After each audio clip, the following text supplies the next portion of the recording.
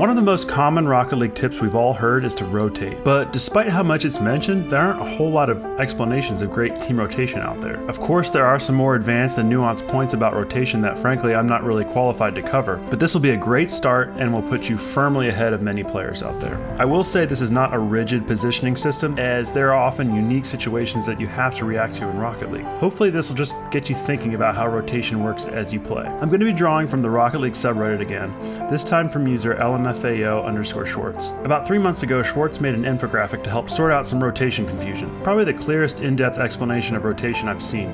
So we're going to animate the shit out of it to make it even more easy for you. Ready? Let's do this.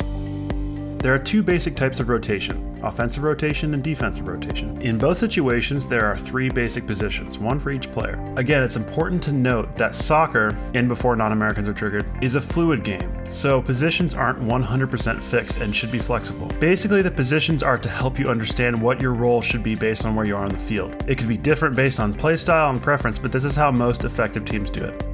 Let's look at offense first, starting with position 1. If you're in position 1, your job is to center the ball.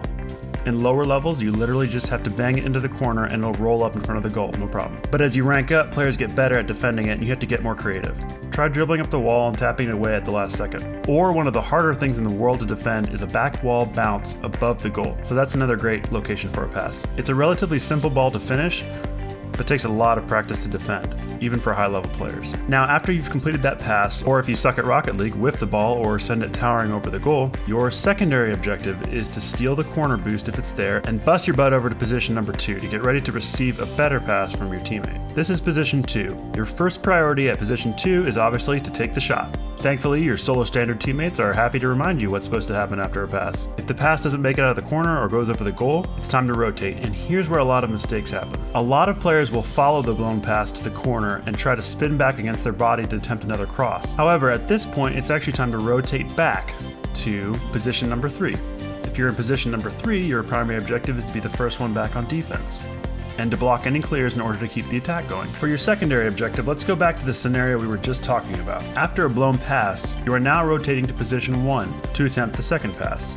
You have a much better angle than position 2 because you've been back the whole time reading the play. However, it's imperative that you get there quickly to apply pressure before the other team regroups and clears. Try to at least get in the way of the clear. You should be able to charge in because you know your position 2 teammate is rotating back to defense, right? If you see you're going to get there late, it's probably best to not go at all, and the rotation is basically off in that case. Like I said, you have to read the play and make a decision based on the situation. If this seems complicated, just remember, the passer becomes the shooter becomes the defender becomes the new passer. As you grow, you'll get a better and better sense for when to stay on the ball and when to rotate. So that's offense. Before we go to defense, let's show our terrible play of the week in Boosting to the Bottom. Today's Boosting to the Bottom is submitted by Superkeeper. He really has a douchey crown there, and oh yeah, I'm sorry, that's not Superkeeper. This is Superkeeper. Oh, I think I said it wrong. It's SUP3RK3P3R. And since we're talking about rotation, a big part of that is trusting your teammate, and a big part of trusting your teammate is seeing your teammate. And I don't really think we have either of those elements going on here in this play, but that's all right. Dozens of people will see you now.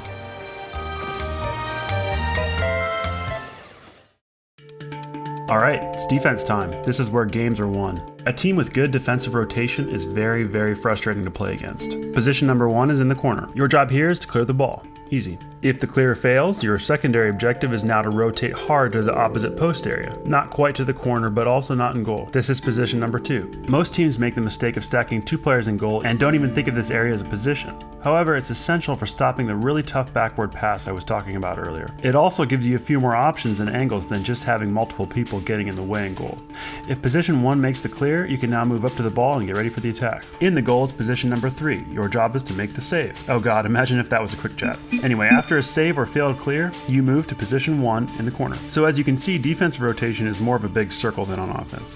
So that's basic positioning and rotation. If you want to go even further, there are plenty of excellent resources and people willing to help you on the Rocket League subreddit. In the comments of Schwartz's post, I also found an amazing doubles rotation video by a guy named Allstar4, which you should definitely check out, especially if you're more interested in doubles than standard.